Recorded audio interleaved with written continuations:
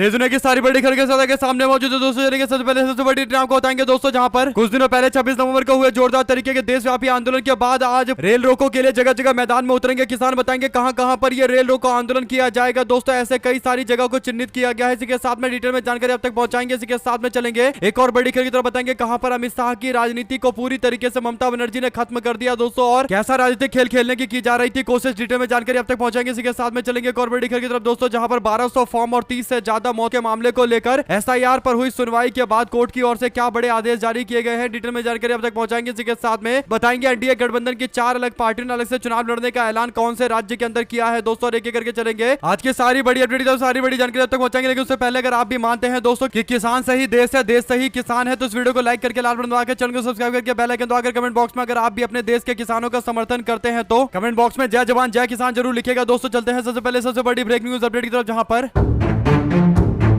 26 नवंबर 2025 को कुछ दिनों पहले ही किसान मोर्चा की ओर से संयुक्त किसान मोर्चा की ओर से देशव्यापी आंदोलन का ऐलान किया गया था दोस्तों, और एक दिन का देशव्यापी आंदोलन हुआ था। इसके बाद से लगातार बीजेपी सरकार और केंद्र सरकार के खिलाफ किसानों का आक्रोश देखने को मिल रहा है दोस्तों। किसान लगातार बीजेपी की केंद्र सरकार से मांग कर रहे हैं कि भाजपा की सरकार जो बिजली संशोधन बिल 2025 लेकर आई है उसको तत्काल प्रभाव से वापस लिया जाए, यानी जो मसौदा लेकर आया गया है कानून का उसको वापस लिया जाना चाहिए, और प्रीपेड मीटर को हटाने की मांग की गई है। पुरानी मीटर की व्यवस्था को बहाल करने और राज्य सरकार के द्वारा सार्वजनिक संपत्तियों की बिक्री के खिलाफ मोर्चा खोला जा रहा है दोस्तों। किसानों का कहना है कि सरकार लगातार किसानों के हित की उपेक्षा कर रही है और उनको मजबूर कर रही है कि रास्ते पर आकर आंदोलन करे। इसीलिए अब किसानों ने आज जोरदार तरीके का आंदोलन करने का ऐलान किया है दोस्तों। किसान आज 5 दिसंबर को पूरे प्रदेश भर के अंदर रेल रोको आंदोलन का ऐलान करने के साथ ही मैदान में उतर रहे हैं दोस्तों। आपको बता दें कि किसानों का आंदोलन आज 19 जिलों के 26 स्थानों पर होगा दोस्तों, और दोपहर 1 बजे से 3 बजे तक पंजाब के 19 जिलों के 26 स्थानों पर रेलवे ट्रैक को रोका जाएगा, धरना दिया जाएगा, यानी कोई भी रेल पटरी से गुजरने नहीं दी जाएगी। यह विरोध बिजली संशोधन बिल 2025 के मसौदे को लेकर हो रहा है दोस्तों। भाजपा सरकार जो बिल लेकर आने वाली है उसे पहले ही जोरदार तरीके से विरोध का सामना करना पड़ रहा है। केएमएम यानी किसान मजदूर मोर्चा ने कहा प्रदर्शन के दौरान कि अमृतसर, गुरदासपुर, पठानकोट, तरनतारन, फिरोजपुर और कपूरथला के साथ साथ जलंधर, होशियारपुर, पटियाला, संगरूर और फाजिल्का के साथ साथ मोंगा, बठिंडा, मुक्तसर के साथ साथ मालेरकोटला और मनसा, लुधियाना और फरीदकोट और रोपड़ सहित प्रमुख जिलों में निर्दिष्ट स्टेशनों और क्रॉसिंगों पर रेलों की आवाजाही को रोका जाएगा दोस्तों। और विरोध करने का यह नया तरीका इसलिए ढूंढा गया है क्योंकि लगातार बीजेपी के लोग इस मामले पर कहीं ना कहीं कन्नी काटने की कोशिश कर रहे हैं। पहले कानून लेकर आया गया, तीनों काले कानून लेकर आया गया और जोरदार विरोध हुआ तो तीनों काले कानून वापस हुए, तो और एक बार फिर से अब बिजली संशोधन बिल लेकर आने की कोशिश की जा रही है। इसी संसद के शीतकालीन सत्र के दौरान लाने का प्रयास किया जाएगा, तो उसका पहले से ही विरोध शुरू हो चुका है। अगर आप भी मानते हैं कि लेबर कोड हो या फिर बिजली संशोधन कानून हो, हर तरीके से किसान और मजदूरों के खिलाफ ही बिल लेकर आ रही है बीजेपी की सरकार, और इसीलिए जोरदार तरीके से किसानों का विरोध एकदम जायज है और ये विरोध आगे और बढ़ता हुआ नजर आएगा। तो अपनी राय जरूर लिखा जाएगा दोस्तों, ज्यादा से ज्यादा वीडियो को शेयर कीजिएगा। चलते हैं एक और बड़ी खबर की तरफ, जहां पर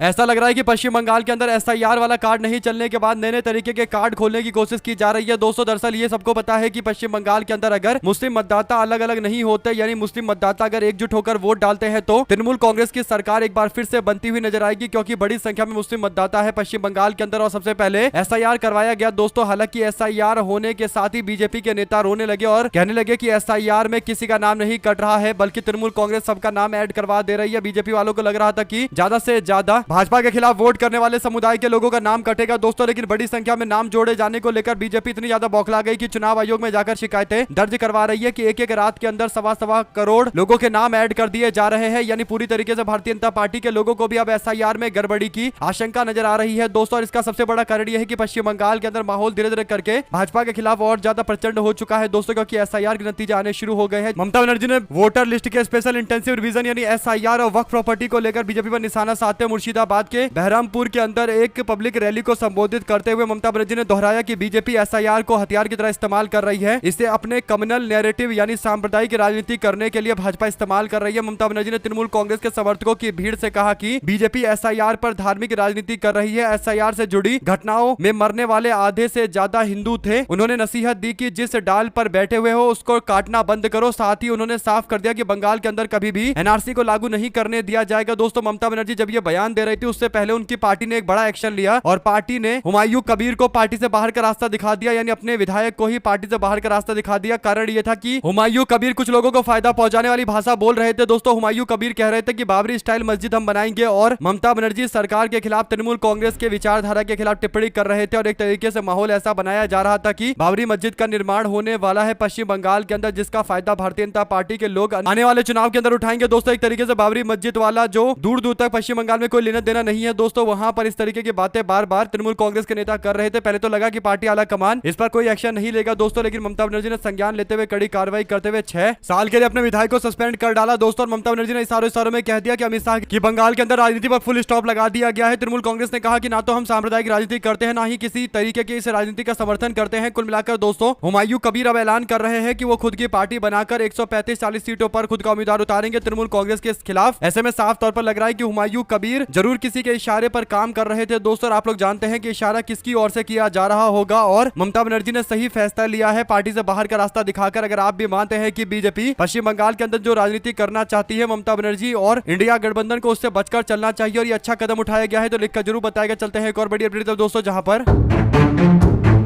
सुप्रीम कोर्ट ने चुनाव आयोग के विशेष गहन पुनरीक्षण अभियान यानी एसआईआर में लगे हुए कर्मचारियों को लेकर एक बड़ी राहत वाली खबर दी है दोस्तों। कोर्ट ने स्पष्ट किया है कि अगर बीएलओ पर काम का बोझ ज्यादा है तो उन्हें परेशान करने की कोई जरूरत नहीं है। कोर्ट ने साफ तौर पर कहा है दिशा निर्देश जारी करते हुए कि अतिरिक्त स्टाफ की भर्ती करे और मौजूदा कर्मचारियों पर दबाव कम करे। ये सुनवाई तब और ज्यादा गंभीर हो गई जब कोर्ट के सामने ये बात आई कि काम के दबाव में कई सारे कर्मचारियों की जान चली गई है, कई लोगों ने आत्महत्या कर ली है। साउथ के एक्टर थालापति विजय की पार्टी टीवीके ने याचिका दायर करते इस मुद्दे को जोर शोर से उठाया है। 7 राज्यों के अंदर 29 से ज्यादा लोगों की मौत का मामला सबके सामने कोर्ट के सामने रखा गया दोस्तों। इस पर चीफ जस्टिस सूर्यकांत और जस्टिस जयमाल्य बागची की बेंच ने साफ तौर पर कहा कि सरकारी कर्मचारी चुनावी ड्यूटी और वैधानिक काम करने के लिए बाध्य है, लेकिन इसका मतलब ये नहीं कि उन पर इतना ज्यादा प्रेशर डाला जाए, काम का प्रेशर डाला जाए कि वे लोग अपने जान से हाथ धो ले। कुल मिलाकर दोस्तों दबाव इतना ज्यादा नहीं होना चाहिए कि लोग काम करने के लिए इतने ज्यादा बाध्य हो जाए कि उनके पास मजबूरी के सिवा कोई और ना बचे। कुल मिलाकर दोस्तों लोगों को जान गंवानी पड़ी है, ये भी एक बड़ा गंभीर मामला है। इस पर कोर्ट की ओर से जो आदेश जारी किया गया है, देखते हैं उस पर क्या कार्रवाई किया जाता है। प्रशासन के द्वारा स्थानीय प्रशासन क्या स्टाफ की संख्या बढ़ाएगा या इस तरीके के मामले और भी सामने आते रहेंगे, दुर्भाग्यपूर्ण मामले। जहां से ज्यादा वीडियो को अपने लोगों तक शेयर कीजिएगा। चलते हैं एक और बड़ी अपडेट दोस्तों, जहां पर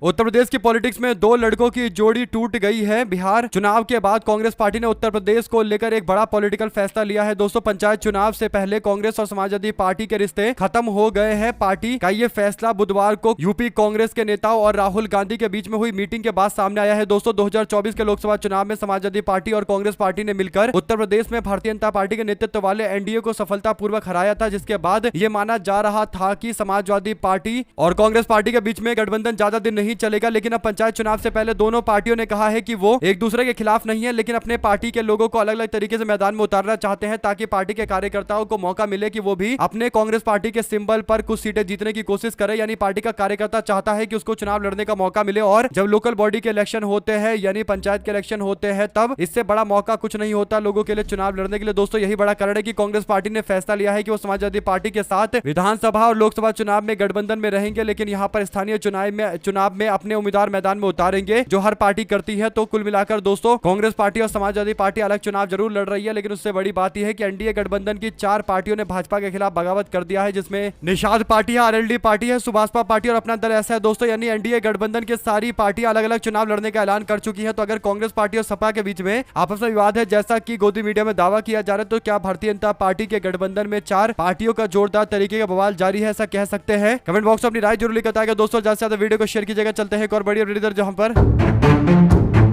दिल्ली के झंडे वालान के अंदर 1400 साल पुराने ऐतिहासिक बाबा पीर रतननाथ मंदिर परिसर को 29 नवंबर को डीडीए और एमसीडी की संयुक्त कार्रवाई के बाद लग रहा था कि बवाल थम जाएगा दोस्तों, लेकिन ऐसा बिल्कुल नहीं हुआ। बवाल और ज्यादा बढ़ गया। आरोप यह है कि कोई सूचना दिए बिना मंदिर के परिसर में तोड़फोड़ की गई, जिससे स्थानीय लोगों को काफी ज्यादा बुरा लगा और उन्होंने इस पर जोरदार तरीके से विरोध करना शुरू कर दिया। राज्यसभा के सांसद अजय माकन ने संसद के अंदर इस मुद्दे को उठाया दोस्तों, सरकार पर गंभीर आरोप लगाए। उन्होंने कहा कि सिर्फ एक मंदिर ही नहीं बल्कि नाथ संप्रदाय के दुर्लभ और पवित्र परंपरा का ये केंद्र है जिसे प्रशासन ने पूरी तरीके से कुचल दिया है। अजय माकन ने कहा कि क्या एक संगठन के कार्यालय के लिए रास्ता और पार्किंग बनाने के लिए 1400 साल पुरानी आस्था को कुचल दिया जाएगा। अजय माकन ने कहा कि ये सिर्फ इमारत नहीं बल्कि 1400 साल पुरानी परंपरा है। उन्होंने आगे कहा कि जो अनुयायी आज भी काबुल और पेशावर में कठिन परिस्थितियों के बीच हिंदू धर्म की ज्योति जलाए हुए हैं, उनके दिल्ली स्थित मुख्य केंद्र पर जो हमला हुआ है ये बेहद ही शर्मनाक है। यह सिर्फ दिल्ली ही नहीं बल्कि सीमा के पार बैठे हिंदू समुदाय के लोगों की भावना को ठेस पहुंचाने, चोट पहुंचाने से जुड़ा हुआ मामला है। स्थानीय निवासियों और कुछ मीडिया रिपोर्ट में दावा किया गया है कि यह कार्रवाई झंडे वालान स्थित आरएसएस के मुख्यालय केशव कुंज के कथित विस्तार के विशेषकर पार्किंग और रास्ता बनाने के लिए किया गया। वहीं पर डीडीए ने इस संबंध में आधिकारिक बयान जारी नहीं किया है, लेकिन इसे लेकर विवाद अभी जारी है। दोस्तों, कुल मिलाकर भारतीय जनता पार्टी के सरकार के लोगों के ऊपर कई सारे गंभीर सवाल खड़े होते हैं, आरएसएस के ऊपर भी कई सारे गंभीर सवाल खड़े होते हैं। दोस्तों, दो शब्द जरूर लिखकर बताएगा, ज्यादा से ज्यादा वीडियो को शेयर कीजिएगा। चलते हैं एक और बड़ी अपडेट जहां पर महाराष्ट्र के पुणे के अंदर एमपी एमएलए स्पेशल कोर्ट में कांग्रेस पार्टी के नेता राहुल गांधी के खिलाफ सावरकर के बारे में कथित टिप्पणी को लेकर चल रहे मानहानि के केस की सुनवाई की गई। दोस्तों, कोर्ट ने बुधवार को कहा कि राहुल गांधी ऐसे किसी आदेश पर कमेंट नहीं कर सकते जिसे उन्होंने ऊपरी अदालत में चैलेंज किया हुआ है। स्पेशल जज अमोल एस शिंदे ने कहा कि यदि राहुल गांधी को समन आदेश पर आपत्ति है तो फिर उन्हें इसे ऊपर अदालत में चुनौती देना चाहिए। राहुल गांधी की ओर से वकील मिलिंद पवार ने समन जारी करने संबंधित पुराने आदेश का आधार बताते हुए कोर्ट में अर्जी दिया और कहा कि शिकायतकर्ता सत्यकी सावरकर ने 2013 में जो समन आदेश दिया था वह पक्के सबूतों के बिना और दबाव बनाकर जल्दीबाजी में हासिल किया गया था। सत्यकी सावरकर की तरफ से एडवोकेट संग्राम कोलटकर के आरोपों पर आपत्ति जताते हुए कहा कि समन का आदेश लिया था वह पक्के सबूतों के बिना दबाव बनाकर जल्दबाजी में लिया गया था। ऐसे में दोस्तों ये मामला और ज्यादा गंभीर होता जा रहा है क्योंकि राहुल गांधी के ऊपर जो मानहानि का केस चल रहा है उससे हर तरीके से कहीं ना कहीं राहुल गांधी को परेशान करने की कोशिश की जा रही है और अब राहुल गांधी कोर्ट में पेश नहीं हुए। दोस्तों, पुणे की कोर्ट ने कहा कि राहुल गांधी उस समन आदेश पर कमेंट ना करे जिसे उन्होंने चैलेंज किया था। अब देखते हैं इस मामले पर आगे क्या कुछ राय सामने आती है। दोस्तों, जो भी जानकारी आती रहेगी आप लगातार अपडेट पहुंचाते रहेंगे। चलते हैं एक और बड़ी अपडेट जहां पर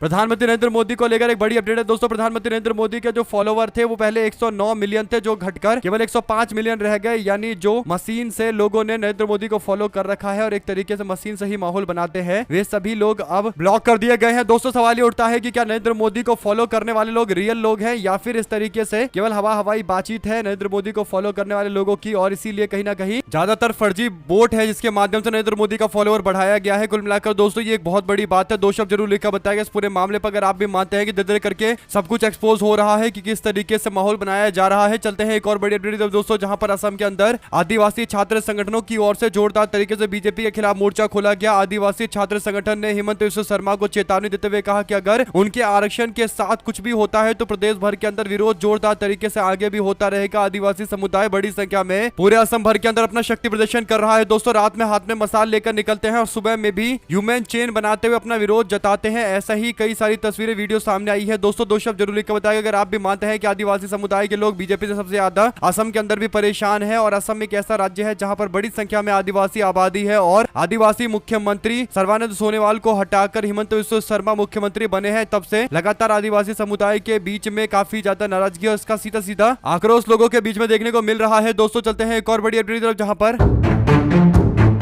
ग्वालियर के पूर्व राजघराने के श्रीमंत यानी केंद्रीय मंत्री ज्योतिरादित्य सिंधिया से मिले दर्द को कांग्रेस पार्टी भूल नहीं पा रही है। कांग्रेस पार्टी के नेताओं के मुंह से उनकी चर्चाएं सुनाई दे रही है। दोस्तों, कुछ ऐसा ही हुआ 2 दिन पहले जहां पर मध्य प्रदेश के विधानसभा के शीतकालीन सत्र के दौरान पूर्व मुख्यमंत्री कमलनाथ विधानसभा के अध्यक्ष नरेंद्र सिंह तोमर से मिलने के लिए पहुंचे तो उन्होंने सिंधिया के बारे में सवाल पूछ लिया और पूछा कि आखिर सिंधिया जी कैसे हैं। नरेंद्र तोमर ने इस पर जवाब देते हुए कहा कि वो अच्छे, स्वस्थ और प्रसन्न है। इसी बीच वहां पर बैठे मंत्री कैलाश विजय वर्गीय ने ठहाके लगाते हुए कह दिया कि अब आपके सिंधिया जी हमारे हो गए हैं। दरअसल कमलनाथ ने जब अपनी सरकार 15 महीने में ही गिर जाने का दर्द प्रकट किया। दोस्तों, इसके बाद वहां पर काफी ज्यादा चर्चा भी हो रही थी। कुल मिलाकर वर्ष 2020 में कांग्रेस पार्टी की सरकार गिराने के पीछे सबसे बड़ा कारण थे ज्योतिरादित्य सिंधिया और उनके 22 विधायक, और इसका सबसे बड़ा नुकसान अगर किसी को हुआ तो कमलनाथ को हुआ। दोस्तों, कमलनाथ अच्छा खासा मुख्यमंत्री थे लेकिन उनको पोस्ट से हटना पड़ा और अब कमलनाथ ज्योतिरादित्य सिंधिया की चर्चा भी कर रहे हैं। ऐसे में राहुल गांधी की ओर से अब नई पीढ़ी बीजेपी के नेतृत्व को आगे बढ़ाया गया है। दोस्तों ऐसे में देखना होगा कि आने वाले दिनों के अंदर कमलनाथ की क्या भूमिका होती है। कमलनाथ अभी भी ज्योतिरादित्य सिंधिया को याद कर रहे हैं। ये साफ तौर पर एक एग्जाम्पल है कि पहले ही अगर उनको कुछ करना होता, यानी सिंधिया को थोड़ा बहुत मदद पहुंचाना होता, सिंधिया को आगे करना होता, तो उन्हें आगे आना चाहिए था। लेकिन उन्होंने कहीं ना कहीं देरी भी कर दी और सिंधिया ने भी कांग्रेस पार्टी से इधर बीजेपी के साथ जाने का फैसला ले लिया, जिसके कारण इस तरीके का माहौल बना दोस्तों। और कांग्रेस पार्टी की सरकार मध्य प्रदेश में गिर गई थी। आप क्या मानते हैं, कांग्रेस पार्टी की राज्य में सरकार गिरने के पीछे सबसे बड़ा कारण क्या था दोस्तों? क्या सिंधिया अकेले जिम्मेदार थे या फिर सिंधिया के पलटी मारने के पीछे कमलनाथ का भी अड़ियल रवैया था, जहां पर वो नेतृत्व परिवर्तन के साथ सहमति नहीं जता रहे थे और केवल 15 महीने के अंदर ही सरकार बदल गई? दो शब्द जरूर लिखकर बताइएगा दोस्तों। ज्यादा से ज्यादा वीडियो को शेयर कीजिएगा। चलते हैं एक और बड़ी अपडेट की तरफ, जिसमें उड़ीसा में बीजेपी के एक विधायक ने सदन के अंदर राष्ट्रपिता महात्मा गांधी को विभाजन का जिम्मेदार बता दिया दोस्तों, जिसके बाद जोरदार तरीके का बवाल हुआ। कांग्रेस पार्टी और बीजू जनता दल के विधायकों ने सदन का बहिष्कार करके बाहर धरना देने का फैसला लिया और रात भर धरना होता रहा। महात्मा गांधी की मूर्ति के सामने ये प्रदर्शन चल रहा था। भारतीय जनता पार्टी के नेता के द्वारा जिस तरीके से महात्मा गांधी को लेकर अभद्र टिप्पणी की गई दोस्तों, ये बहिष्कार किया जा रहा है। बीजू जनता दल कांग्रेस पार्टी एकजुट होकर अपनी शक्ति दिखा रही है। बीजू जनता दल और कांग्रेस पार्टी अब राज्य के अंदर लगभग एक ही तरीके की पार्टी है, विपक्ष की मजबूत पार्टियां हैं। दोनों मिलकर बीजेपी के खिलाफ मोर्चा खोल रही है और आने वाले दिनों के अंदर होगा कि राज्य के अंदर कांग्रेस पार्टी और बीजू जनता दल या तो गठबंधन करेगी या बीजू जनता दल के जो नेता है वो कांग्रेस की ओर रुख करेंगे, क्योंकि राज्य में अगर कोई मुख्य विपक्षी पार्टी बची है तो वो कांग्रेस पार्टी है और कांग्रेस पार्टी दिन रात लड़ाई लड़ रही है इनके सामने, भारतीय जनता पार्टी वालों के सामने दोस्तों। ऐसे में अगर आप भी मानते हैं कि उड़ीसा के अंदर अब विपक्ष का जो तमगा है वो कांग्रेस पार्टी के पास पहुंच चुका है और अभी हाल फिलहाल के अंदर जो नौपाड़ा में विधानसभा के चुनाव हुए थे वहां पर भी कांग्रेस पार्टी दूसरे नंबर पर रही थी और बीजू जनता दल तीसरे नंबर पर पहुंच गई है। यानी अब बीजेडी को कोई पूछ नहीं रहा। धीरे धीरे करके बीजू जनता दल समाप्त होती जा रही है, कांग्रेस पार्टी दूसरे नंबर की पार्टी बन रही है। दो शब्द जरूर लिखिएगा। चलते हैं एक और बड़ी अपडेट दोस्तों, जहां पर पश्चिम बंगाल की ओबीसी सूची में मुस्लिम समुदाय को शामिल करने पर सुप्रीम कोर्ट के अंदर सुनवाई लगातार जारी है दोस्तों। इस बीच राष्ट्रीय पिछड़ा वर्ग आयोग यानी एनसीबीसी ने केंद्र सरकार से सिफारिश की है कि पश्चिम बंगाल की केंद्र अन्य पिछड़ा वर्ग यानी ओबीसी सूची से 35 समुदायों को हटा दिया जाए, जिसमें से अधिकांश मुस्लिम समुदाय के लोग हैं। एनसीबीसी के तात्कालिक अध्यक्ष हंसराज गंगाराम आहिर ने कार्यकाल 1 दिसंबर 2025 को समाप्त होने से पहले ये सिफारिश जारी की है। हालांकि दोस्तों सिफारिश जारी करने के लिए पूरी तरीके से विभाग में लोगों का होना जरूरी है, लेकिन आज की डेट में विभाग के अंदर कई सारे पोस्ट खाली है। सवाल उठता है कि जब तक पूरा पोस्ट भर नहीं पाएगा तब तक क्या इस तरीके की सिफारिश करना जायज है, ये संविधान उचित है या नहीं है? इस पूरे मामले को लेकर अब कई तरीके के सवाल खड़े हो रहे हैं दोस्तों। सामाजिक न्याय मंत्रालय ने संसद के अंदर सूचना दी और बताया कि आयोग ने पश्चिम बंगाल की केंद्रीय सूची से 35 समुदायों को बाहर करने की सलाह जनवरी 2025 के अंदर ही दे दी थी। हालांकि उस समय आयोग में केवल एक अध्यक्ष और एक सदस्य मौजूद थे। उपाध्यक्ष का पोस्ट भी रिक्त पड़ा हुआ था, खाली पड़ा हुआ था और संविधान के 102वें संशोधन के अनुसार किसी भी समुदाय को सूची में शामिल किए जाने या बाहर करने के लिए आयोग की सलाह की आवश्यकता होती है और सलाह पर अध्यक्ष और उपाध्यक्ष के हस्ताक्षर होने चाहिए। लेकिन आज की डेट में उपाध्यक्ष का पोस्ट खाली पड़ा है, तो फिर क्या ये जो सुझाव दिया जा रहा है क्या इसे वैलिड माना जाएगा? जो नियम है दोस्तों उसके अनुसार इसे वैलिड नहीं माना जाएगा, लेकिन भाजपा सरकार ने दावा किया है कि उनके पास ये रिकमेंडेशन आया है। अब देखते हैं आगे क्या वो कोई कदम उठाने की कोशिश करेंगे। अगर होगा तो फिर कहीं ना कहीं बंगाल में फिर से एक बार नए तरीके की राजनीति देखने को मिलेगी। दो शब्द जरूर लिखकर बताएगा दोस्तों अगर आप भी मानते हैं कि अभी तो और ज्यादा मुस्लिम समाज से जुड़े मामले पर कहीं ना कहीं ऐसे एक्शन की शुरुआत की जाएगी ताकि पश्चिम बंगाल की राजनीति को ध्रुवीकरण की ओर ले जाया जाए। दो शब्द जरूर लिखकर बताएगा दोस्तों। चलते हैं एक और बड़ी अपडेट की तरफ, जहां पर केरल में महिलाओं की शिकायत पर एमएलए राहुल मनकुटथिल को निष्कासित कर कांग्रेस पार्टी ने राजनीतिक साहस का एक बड़ा उदाहरण दिया है। आपको बता दें कि कांग्रेस पार्टी के विधायक के ऊपर गंभीर आरोप लगे दोस्तों, यौन शोषण के आरोप लगे, तो पार्टी ने तत्काल कार्रवाई करते हुए राहुल मनकुटथिल को पार्टी से बाहर का रास्ता दिखाया दोस्तों। दूसरी ओर आप लोगों को रेवन्ना याद होगा, वो वही रेवन्ना है जिसकी इतनी सारी सीढ़ियां बाहर आई दोस्तों। इसके बावजूद बीजेपी अपने आप को रेवन्ना से अलग नहीं करती है और रेवन्ना का प्रचार करने के लिए नरेंद्र मोदी गए थे। उसके बाद वो कांड सामने आया था दोस्तों। इसके बावजूद भारतीय जनता पार्टी ने इस मामले पर कोई आधिकारिक तौर पर रेवन्ना की आलोचना करते हुए बयान जारी नहीं किया था। दो शब्द जरूर लिखकर बताएगा दोस्तों। और सीपीआई-एम और एनडीए पार्टी में आज भी आरोपित नेता प्रभावशाली पदों पर बैठे हुए हैं, उन पर कोई कार्रवाई नहीं होती है। यही अंतर है दो पार्टियों के बीच में, जहां पर कांग्रेस ने आरोप लगते ही अपने एमएलए को सस्पेंड कर दिया और दूसरी ओर एनडीए गठबंधन के कई सारे लोग हैं दोस्तों जिन पर आरोप लगने के बावजूद उनको नहीं हटाया जाता। चलते हैं एक और बड़ी अपडेट की तरफ, जिसमें हिमाचल प्रदेश में कांग्रेस पार्टी की सरकार के 3 साल के कार्यकाल कार्यकाल के विरोध में बीजेपी वालों ने धर्मशाला के अंदर जोरावर स्टेडियम में हुंकार रैली की, जिसमें राधे राधे की गूंज दिखाई दी। दोस्तों नेता प्रतिपक्ष जयराम ठाकुर ने कहा कि जब भी हम यानी विपक्ष सदन में जाते हैं तो राधे राधे बोलते हैं, इससे सीएम सुक्खू भी राधे राधे बोलने को मजबूर हो जाते हैं। जयराम ठाकुर ने कहा कि अच्छा लगा कि सनातन का कुछ अंश इसमें भी आ गया है, इनमें भी आ गया है। इन्होंने सीएम सत्ता में आते ही सनातन का अपमान करना शुरू किया था। उन्होंने कहा कि आज हर कोने में बदलो बदलो भ्रष्ट सरकार बदलो, यही आवाज गूंज रही है। हिमाचल के सीएम सुक्खू अपनी ऑल्टो कार में बजट पेश करने के लिए आते हैं। साल 2027 के चुनाव में पूरी तरीके से कांग्रेस पार्टी ऑल्टो में फिट होकर चली जाएगी। कुल मिलाकर दोस्तों भारतीय जनता पार्टी के नेता को उम्मीद है कि जनता उनको वोट देगी और उनको जिताकर भेजेगी। हालांकि पिछली बार जनता ने बुरी तरीके से हराया था और जयराम ठाकुर को पहले तो अपने पार्टी के अंदर ही संघर्ष करना पड़ेगा, लेकिन वो आकर बड़ी बड़ी बातें जरूर कर रहे हैं। और हिमाचल प्रदेश के चुनाव अभी दूर हैं और सबको पता है कि हिमाचल प्रदेश के अंदर सुक्खू की एक अच्छी खासी लोकप्रियता है दोस्तों। और सुखविंदर सिंह सुक्खू राज्य के अंदर कई तरीके की योजनाओं से लोगों के बीच में अपनी पैठ बना रहे हैं और आने वाले दिनों के अंदर इसका और भी बड़ा व्यापक असर देखने को मिलेगा। उनकी लोकप्रियता इतनी ज्यादा है कि चुनाव सुक्खू वर्सेस बीजेपी होने वाला है। आपकी क्या राय है दोस्तों, लिखकर जरूर बताएगा। चलते हैं एक और बड़ी अपडेट जिसमें महाराष्ट्र के मुख्यमंत्री देवेंद्र फडणवीस के अंतर्गत काम करने वाले महाराष्ट्र के deputy CM DCM Ajit Pawar के बेटे जय की शादी बहरीन में हो रही है दोस्तों, यानी विदेश के एक देश के अंदर हो रही है। जय पवार की शादी ऋतुजा पाटिल के साथ तय की गई है। बहरीन के एक रिजॉर्ट के अंदर ये शादी होगी दोस्तों, यानी अच्छा खासा करोड़ों रुपए खर्च किया जाएगा। सवाल ये उठता है कि महाराष्ट्र के उप मुख्यमंत्री अजित पवार का बेटा कहां से इतना पैसा लेकर आ रहा है कि विदेश में जाकर डेस्टिनेशन मैरिज कर रहा है दोस्तों, करोड़ों रुपए खर्च कर रहा है। इससे पहले अजित पवार और उनके बेटे पर गंभीर आरोप लगे हैं दोस्तों, गंभीर भ्रष्टाचार के आरोप लगे हैं और आज इस तरीके की शादी समारोह भी वो कर रहे हैं, तो सवाल और ज्यादा गंभीर तरीके से सामने आए हैं। अगर आप भी मानते हैं कि अजित पवार भारतीय जनता पार्टी की सरकार में डिप्टी सीएम है, लेकिन जो बड़े बड़े कांड है उसमें कोई ना कोई नाम अजित पवार का रहता है, इसीलिए अजित पवार के बेटे की शादी एक सवालों को जन्म देती है दोस्तों कि आखिर इनके पास इतना पैसा कहां से आया कि ये विदेश में जा रहे हैं शादी करने के लिए। आप लोग जानते ही है कि कितने बड़े घोटाले के नाम दर्ज है इनके नाम पर, यानी अजित पवार पर कितने बड़े घोटाले दर्ज है दोस्तों। और भारतीय जनता पार्टी राज्य में सरकार चलाने के लिए अजित पवार के साथ कहीं ना कहीं समझौता कर बैठी है। दो शब्द जरूर लिखकर बताएगा। हमारे साथ लगातार जुड़े दोस्तों का बहुत बहुत धन्यवाद। आप लोग देख रहे थे, आपको जय हिंद जय भारत। ज्यादा से ज्यादा वीडियो को शेयर कीजिएगा। बहुत धन्यवाद। जय हिंद जय भारत।